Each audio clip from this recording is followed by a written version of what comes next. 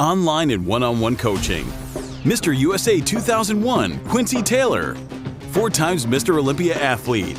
Show preparation and general fitness. 30 years of experience. Bring out your monster. myteqt1@gmail.com. @Quincy.monster.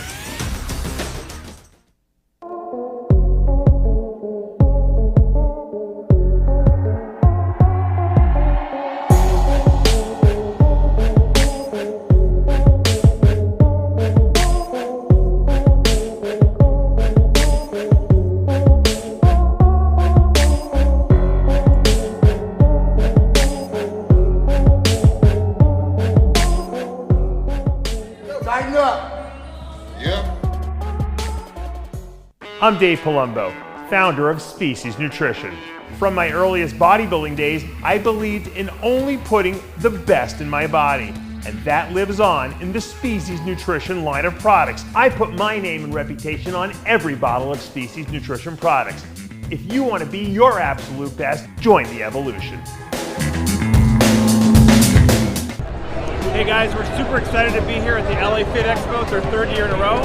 And what we're going to be doing today is we're going to be launching the Tasty Pastry. It's a low-carb Pop-Tart. It's got 3 to 4 grams of net carbs. And we love this show. This is our best place to be in LA.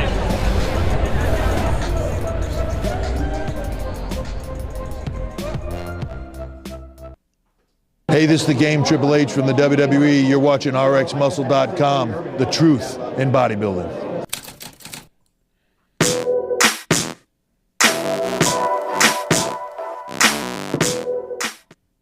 RX Television on RxMuscle.com. This is Ask Dave, better known as #AskDave. All your questions, bodybuilding, non-bodybuilding related training, diet, supplementation. Obviously now the IFBB Pro schedule in full swing this past weekend. The Arnold South America, which saw Rafael Brandão win against a very talented cast of Brazilian competitors. And then, of course, this weekend, the big showcase in Pittsburgh, Jim Mannion's Pittsburgh Pro. Obviously, you're going to have some of the biggest names in all of bodybuilding with the annual ceremonial guest posing. So a lot of excitement there. And then, of course, in just 3 weeks, we're going to have the New York Pro, the Indy Pro right before that. So now things getting into absolute full swing. You're going to look up and down your Instagram timeline. You're going to see a lot of progress pictures, bodybuilders dialing it in. So this is where the fun stuff begins. We now bring in Dave Palumbo. Dave, somewhat of a programming note, not for the YouTube channel, but for the Species Nutrition Instagram page. For those that know or for those that don't know, Lee Priest, now a Species Nutrition elite athlete ambassador. We're going to be doing an exclusive Q&A. We're going to start this out tomorrow. It's going to be 6 p.m. Eastern Standard Time. So if you have any questions you want to directly ask Lee, this is going to be your opportunity, but it's not going to be on YouTube. It's going to be on Species. We're going to go live. So it's going to be all one word, Species Nutrition on Instagram. And Dave, so again, an opportunity for our fans, obviously a big cross between RX Muscle fans and Species Nutrition fans, and they're going to get an opportunity to ask the Australian legend Lee Priest whatever they have on their mind tomorrow, 6 p.m. on the Species Nutrition Instagram page. Yeah, and that's 6 p.m. Eastern Standard. And I think the best question for Lee will get a free bottle of Stimulize, our pre-workout. So that's cool too. But, a lot, Lee and I do fun stuff on Iron Rage every week. Lee will pop into Heavy Muscle Radio. And I wanted a show that would be like something that like people could ask him in terms of what supplements he takes, what kind of food he eats, specific questions as to how Lee conducts his life and his bodybuilding lifestyle. So I said, you know what better than do it on Species Nutrition? We'll try to give out some free stuff to all the people who listen, people who have good, intelligent questions for Lee. We'll reward those. So that's going to be really exciting. That's 6 p.m. Eastern Standard. That's Thursday, so tomorrow. So the reason that we picked 6 p.m. is specifically because, well, obviously for the United States, that's perfect. For the East Coast, that's prime time. For the West Coast, that's 3 p.m. afternoon. But for Lee's native Australia, that's 9 a.m. So we figured this would be, a time that really would work for all parts of the world. So again, it's going to be a good opportunity. We'll have some fun with it. Lastly, questions about, again, his resurgence. Again, you've seen some of his progress pictures, what he's doing in terms of training, in terms of, how he's incorporating the species nutrition supplements into his overall regimen. And then, of course, questions from his competition career, whatever it is. I mean, obviously, Lee, very opinionated, and we want that. We want him to speak his mind and to be Lee Priest, right? So, again, 6 p.m. tomorrow, only on Species Nutrition. So if you're not already following us there, follow us at Species Nutrition. Let's go to the questions. I got a breaking news story from Lou Ferrigno, our good friend. Eddie Giuliani died. He was one of the stalwarts at the Gold Gym and then obviously World Gym. He was very good friends. He ran the World Gym for Joe Gold for countless numbers of years. Lee Priest was very close with him, and I know Lee had sent me a text yesterday saying he wasn't doing very good, and I was hoping maybe he would survive until Lee, because Lee's going out to get his Hall of Fame at Muscle Beach plaque at the end of the month, and unfortunately Eddie just died. Lou Ferrigno informed me, so we'll send our prayers out to his family and all the people who are close to him and held him as a dear friend. He was, if you went to that gym during that era, everyone knew Eddie. He was right there at that front desk. Obviously, legendary stories from a legendary chapter of bodybuilding history. So that we transition now to the questions. Again, the first two questions are from the Dave Palumbo Experience app. Crazy question, but can I give arthrolyze to my dog? He's getting old, and I want a good joint supplement for arthritis, but I want to make sure he gets an effective dose. They seem to have the same ingredients as the ones from the store, glucosamine and MSM. So arthrolyze for dogs, does it apply? Absolutely. For a big dog, you could probably just wrap the capsules right in a piece of cheese and just they'll just swallow it down, dogs. For littler dogs, you can open the capsules up and kind of spread the stuff on a piece of, how I get pills into my dogs, and I have little dogs, is this big. I give them like either turkey breast or, sometimes ham, sometimes cheese, and I'll just wrap it in there, and literally my dog will just swallow it down. So that's probably the best way to do it, because glucosamine just tastes really nasty. So, you're not going to, that's why these glucosamine treats for the dogs, a lot of times they won't eat them because they just don't taste good. So if you can if you can put it in something like the dog really likes, where it's just going to gobble it down and not even taste it, that's the best way to go. Yeah, it's the same ingredients. It's glucosamine, it's chondroitin, it's boron, it's all those ingredients in there. MSM are going to do really well for a dog that's maybe struggling with joint issues. There are certain breeds of dogs that have more joint issues than others. The little dogs do, and I've been giving them glucosamine since they were born, my two that I have now, because I know better, because I've already had Malteses before. And you know what? I haven't had any, knock on wood, any joint issues, and they're probably around 10 years old now. So that's pretty good. The key is to give it to them consistently. Second question, again, from the Dave Palumbo Experience app. Do you think there are any pros taking carderine pre-contest? Any experience with your athletes? SARMs, which are selective androgen receptor modulators, just a fancy word of saying non-steroidal anabolics, essentially. They bind to androgen receptors too and initiate increases in protein synthesis, but they're very weak compared to anabolics. Probably Anavar, which is the weakest anabolic steroid, is probably stronger than the strongest SARMs, just from my experience and for people using it. Now, a lot of people use SARMs because they're easier to get. At least people think they're getting the real stuff, and there's really no way to test it. We don't have any Roy test kits to test for these SARMs. I don't think a lot of pros are using them, probably because they are weak compared to the anabolic. So, if you're going to be taking testosterone, trenbolone, Masteron, and GH, throwing in, carderine or any of the SARMs are going to do nothing extra. So I think very few. I'm sure there are some guys that just take everything that they could possibly get their hands on, which is kind of stupid in a way, because who knows if they're competing for the same receptors. What if the weak? I always worry about taking weak drugs. What if the weak drugs bind to the androgen receptor and push out the stronger drug, and so you're getting a less effect? That's what I was always worried about, with Proviron. I'm like, yeah, what if Proviron displaces stuff like that it's not supposed to displace, from the androgen receptor? So, having said that, I would recommend, if you're doing a strong anabolic cycle already, probably it's not worth it. And who knows what the extra toxicity is going to do to your body. There's no reason to throw extra stuff onto the pile if it's not really doing anything. Let's go to our Instagram questions. Again, if you're not already following us on Instagram, official_RxMuscle. Again, if you're not already following us on Species, it's Species Nutrition, all one word. Tomorrow, 6 p.m. Eastern Standard Time. That's Thursday, 6 p.m. Eastern Standard Time, live Q&A with Lee Priest. Your opportunity to ask Lee whatever it is that you want. One more thing, Sid. One more thing. This Saturday is the Secrets to Becoming a Diet Guru course. That's my 8-hour class. It's 9 a.m. to 6 p.m. with an hour for lunch. It's online. The great thing about the course, as you guys know, I teach how to write diets, supplement plans.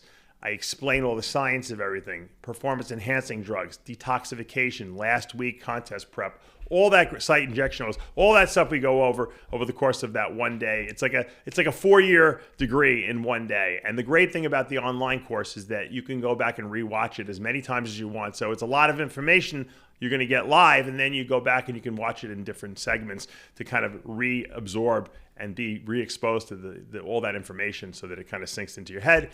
It's the sign up is at davepalumbo.com. You can click the link; it'll take you to the Dave Palumbo or Palumbo University website, and you'll sign up there. It's going to be this Saturday, 9 a.m. Eastern Standard. The great thing also about taking it online is that there's no limitations in terms of how many people I can have. So I think we have about 10 or 12 people signed up now.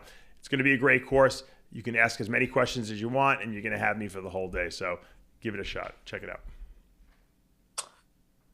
So we're going to start off with, I guess, a favorite subject of many of our users, cheat meals. So we have, I'm going to see if how I could best blend this question. I mean, one is about, I guess it is true that burgers from McDonald's are the best cheat meal. Yes. So then the other one, I guess, in comparison to burgers and fries, this question is from B Winery 20. I heard a story of Ronnie Coleman eating pizza and having a couple of shots the night before a show, and he looked crazy pumped on show day. Have you ever used pizza with a competitor the night before a show? Would this work better than burger and fries? I'll tell you the reason I don't like pizza, because pizza there's a lot of cheese on pizza, and there's a lot of lactose in cheese, and a lot of guys, even guys that can digest lactose, most people don't eat any dairy the entire diet. To start putting dairy in the night before your show when you haven't had it for 16 weeks, probably not a good idea. And I always found that, I don't know if it's the gluten or what, something in the pizza dough just gives people a very bloated appearance in their gut area. And a lot of times they get constipated from it because pizza just like pulls a lot, it just dries you out inside. I don't know. It's just, to me, and I'm a junk, I believe in junk before a show, especially if you're super lean. Pizza just doesn't digest well, and it takes a really long time to digest. In my experience and working with a lot of athletes, I find that burger and fries work really well the night before. On a depleted body that's a little, maybe dehydrated and sucked out, greasy cheeseburgers and fries just seem to work really well. And once again, cheeseburgers do have some cheese on it, but sometimes if you are very lactose sensitive, I wouldn't even put the cheese on. You don't even need it. You can put some ketchup on there if you want, but that greasy meal worked good. And then in general, for cheat meals during the week, I just like, burgers and fries. I know people that like sushi, rolls and stuff like that. They like to do that. Some people like to do Mexican. I'm not against it. I just noticed that people's bodies respond well to that. With people who tend to set themselves back from a cheat meal every week too much because they just do too much food and their bodies just can't get rid of it. And then Monday morning they send me an update and they're like up 5 pounds. That's too much. So a lot of those people, I'll give them a cheeseburger patty with the cheese, no bread, and then give them some, maybe like a baked potato or something like that, or maybe some steak fries, that are not quite as greasy as McDonald's or something like that. You have to cater the cheat meal to the person. Some people can handle a lot more food than others. Some people, it just puts them over the top and then it sets them back like 4 days. And it's, you don't want to lose 4 days of dieting out of a 7-day week because you're eating a cheat meal that's too big. Unless you're in shape already and we're trying to slow you down. But for most people, that's not the case. So I usually see this in women more. Women tend to, because women, like I've gone out to, cheat meals with girls before, and they eat almost as much as I do. And my metabolism is probably 3 times as fast as theirs. So obviously eating too much, can set you back if your metabolism can't handle it. Let's go to Jason Koch. If your hematocrit is 50, should you consider occasional blood donations? Mine is like 49.8. My platelet count is almost 400. I'm a little worried about having clotting risk. Mm-hmm. This is a question we get over and over and again. And really, all I can give you is my opinion. Doctors see a blood value that's over what they normally would see, and they immediately say, go give blood, most of them, unless they're athletes themselves and they understand. For athletes, most of us, we want to have high red blood cell count, hemoglobin, hematocrit, because that's going to mean we have better oxygen carrying capacity and we can train harder. So the question remains, what's too high? Well, if you have clotting disorders in your family, I certainly would go give blood. I wouldn't keep my red blood cells too high. If you don't, okay, and your platelet levels are normal, which is they normally are. Usually when steroids make red blood cell count go up. And when you have more red blood cells, that increases hematocrit, because hematocrit is just a measure of the thickness of your blood. And hemoglobin is found inside the red blood cells. So all three of those go up together because you're basically just making more red blood cells because the steroids are telling the bone marrow make more red blood cells, which is what they were originally designed for. They originally gave Anadrol 50 to people who were anemic, who didn't produce enough red blood cells, because they didn't have erythropoietin at the time, which was a protein hormone that the kidneys produce that directly stimulates the bone marrow to produce red blood cells. So having higher red blood cells are good. Now, what happens when you go donate blood to lower those levels? Well, your body senses that it just lost blood. It doesn't know that it lost blood purposely. It thinks you got injured in some way and you're bleeding. So what is it going to do? It's going to tell the bone marrow, go produce more red blood cells because we're in trouble. We just lost a pint of blood or maybe more. And that might even make your body produce more red blood cells than it had before. So sometimes giving blood is not necessarily a great thing. If your red blood cell hemoglobin hematocrit is pretty stable at the same level, every time you go give blood, I wouldn't give any blood, to be honest with you. Like I said, assuming you don't have any clotting disorder issues where, in your family you spontaneously throw clots, which most people don't.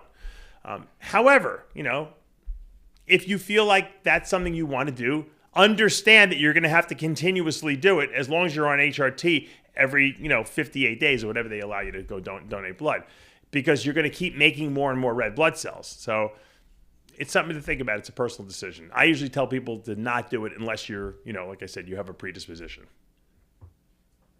Let's go to Alexander B. Carlson. What orals do you recommend using pre-workout for max effect? I'll tell you a story that what I did once, which was stupid. They had these, and I've told this story before. I have to say that and preface it because I don't want people to think I'm losing my mind, that I don't remember what I'm talking about. I do remember when I retell stories. There was a drug called androxin or andriol. It's testosterone undecanoate. It's in, not the one they give you injectable wise that lasts for like 19 weeks. It's the one that's in these little gel caps. And they would last like 2 to 3 hours in your body. And people would just the problem with them was it was a great drug because it didn't aromatize because it was only in your system for 3 hours. So it was a non-aromatizing testosterone that had no toxicity whatsoever. So it seemed on paper like the perfect drug. The problem is it didn't last in your system, so you'd be up and down and up and down and up and down. So we would take them every couple hours, whatever. So one day I was really tired, and I had just started squatting 600 pounds religiously, every workout. I was able to finally get it. That was a big mental obstacle for me because 6 plates on each side, which is really 585, but we put a couple tens on there to bring it up. But 600 was like a mark that was very hard for me to pass. And I think it was more of a mental thing. Once I got past, I was doing it regularly. So I went to the gym one day and I was really tired. And I was like, I just didn't feel strong. And I didn't want to really squat because you have to really get yourself up mentally to squat, that kind of weight. So I said, I'm going to pop 2 andriols.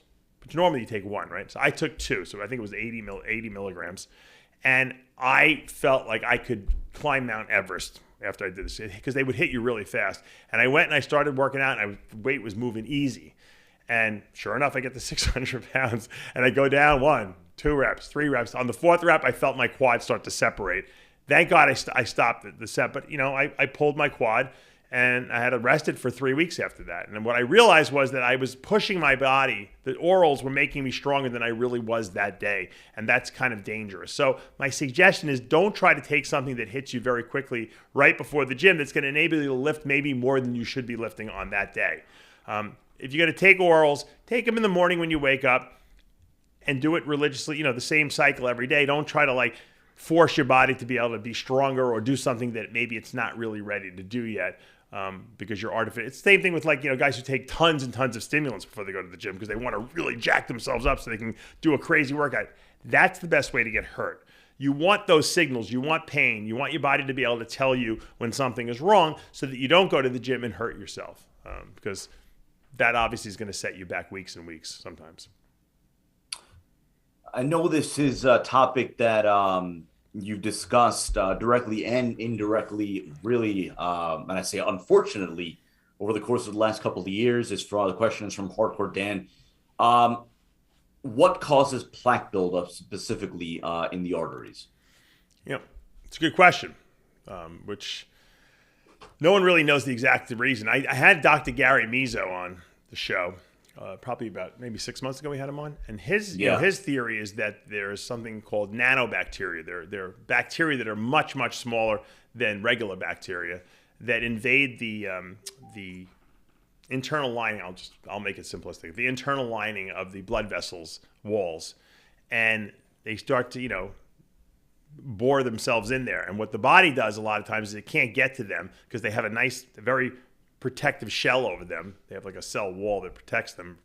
And so the immune system can't get to the bacteria to get them out of there. So what the body starts doing is laying down calcium to kind of encapsulate them and block them off. And that's what he believes is causing calcium plaque buildup. It's these bacteria that are in there, in the body, that they're found all over the place.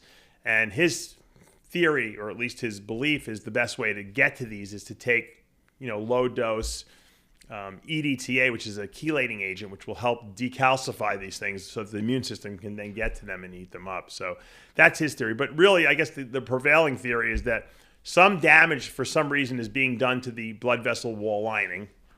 Mizo would say it's nanobacteria. We don't know what else. Could be chronic inflammation. That's what we would say nowadays.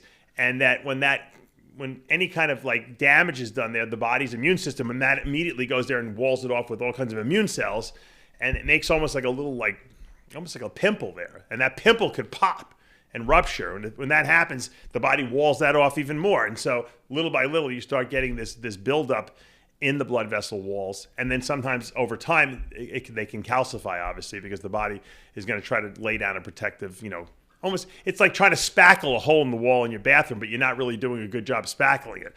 And some people are more prone to this than others. And, there is a correlation between high LDL cholesterol levels, which is the cholesterol carriers that we call the bad cholesterol carriers. High LDL cholesterol has a correlation with plaque buildup, okay? So if your LDLs are low, you tend to have less plaque buildup. And if they're higher, you tend to have a higher predisposition to lay down plaque as well. So there's a lot of theories out there. No one really knows exactly what's going on. I like the nanobacteria, theory. I think that there's definitely some merit to that, and I think that we need to explore that more, because we're not only getting plaque buildup in the coronary arteries of our heart, we're getting it in our brain, which is causing dementia in older age. We're getting them in our organs, like in the kidneys and liver, which can cause kidney and liver damage, and because it closes off the blood supply to these organs so that they can't filter the blood properly. And I think long term, if we can figure out a solution, and I don't know if Gary has the right solution. If he does, then we should start thinking about chelating agents to help the body decalcify some of these plaques. I think we can solve a lot of the long-term health problems, because let's face it, we're living longer, but people are getting demented as they get low. I don't want to live to 120 if I don't know what the fuck's going on. I mean, that's just the bottom line. I want to be cognizant of what's going on around me, even if I'm physically maybe limited because of my age. I want to at least be mentally sharp, and I think that the mental decline has to do with plaque buildup in the brain. Time for a couple more questions. Let's go to Akshay Pandey. As you said, primabolon helps to increase appetite. As you also said, that primabolon is a long-acting Winstrol. So does Winstrol help to increase appetite? I always found when I took Winstrol, I was hungry, the injectable. The oral, not so much, because I think orals in general can blunt appetite a little bit. But when I took injectable Winstrol, I was hungry. Now, I want to preface this. When I normally took Winstrol, I was always dieting too, the last 6 to 8 weeks before a show. So it could just be that I was starving from that. But even when I first started, competing, and taking anabolics, I would do some Winstrols in the off season, and I found that it always made me very hungry. And I think the anabolics like Winstrol, like primabolon, even like Masteron and EQ, they make you hungry because they don't have a lot of toxicity to them. And I think that they give you a feeling of well-being about yourself, and they don't really cause a lot of fluid retention. Fluid retention sometimes can make you groggy and not want to eat as much. So I think that they open up the appetite in the sense that they're increasing protein synthesis. The body sees there's a demand now for more protein and essential fats to build and repair muscle. And so the body, increases its appetite centers in the brain.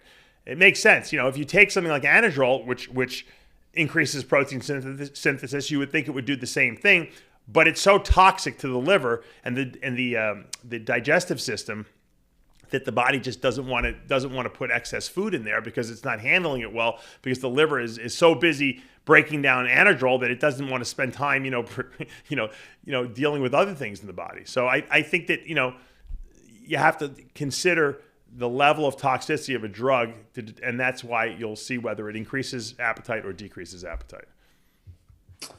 Take one more question from Daniel Donovan. Dave, my back needs to come up, weakest body part, but I also want to grow my legs. Even though they're not lagging, I want to make them my standout body part. If I can only recover from 5 training days a week, is it a good strategy to have 2 back days, but have my cheat meal on my leg days? No, I don't. If you have a weak body part, you don't want to train it more. You want to train it less, actually, because a lot of times things are weak. Well, let's assume you know how to train, because if you have a weak body part because you don't train it well, that's the problem right there. But assuming you just have a genetically weak body part, it's really usually because the body part can't recover as well as the good body part. If someone has, I know guys that have like Lee Priest, for instance, probably had 18-inch arms, his whole life, doing very little. Because he just has so he can do anything. He can train his arms 3 times, 4 times a week if he wants. He could probably train him every 2 weeks. He'd have the same arms. But if you have a weak body part that you want to try to get to grow, if you train it more, hoping, I'm going to stimulate it more, it's going to grow more, a lot of times the problem is that it's not recovering well. So you're overtraining it now, and now it's recovering. It's recovering even less than it was before. And a lot of times you'll see your arms get smaller. They may get a little more ripped looking, but they could get smaller. So I say you do, train them less frequently, especially if you want to have legs and back. Deadlifts are great. So do your deadlifts on your back day. So you're going to really stimulate your back. You're going to hit your legs again. And then on leg day, you do the rest of your legs. That seems to work the best for me. 5-day week split, I think, is perfect. 2 days a week off is ideal.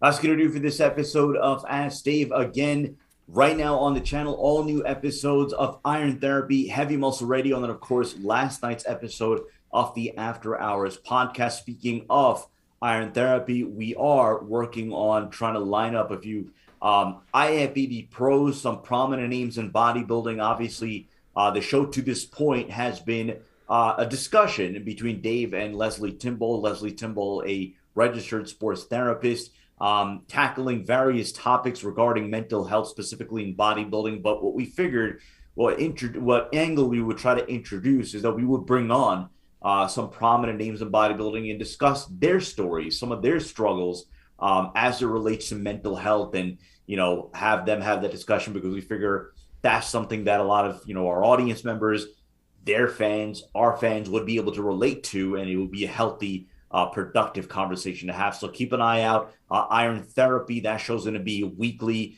as we try to introduce a couple of new angles to be helpful to the bodybuilding community as a whole. And of course, later this week, all new episode of Iron Rage. Speaking of Lee Priest live Q&A tomorrow, but on the Species Nutrition Instagram page. If you're not already following us there, it is Species Nutrition, all one word. Reminder to subscribe below, hit the notification bell. You're not going to miss any of our show segments or updates. If you like what you're watching, hit the like button, comment below. And as always, we thank you for your support. For Tyler Shore and Dave Palumbo, I'm Sadiq Faruqi. We'll see you next time.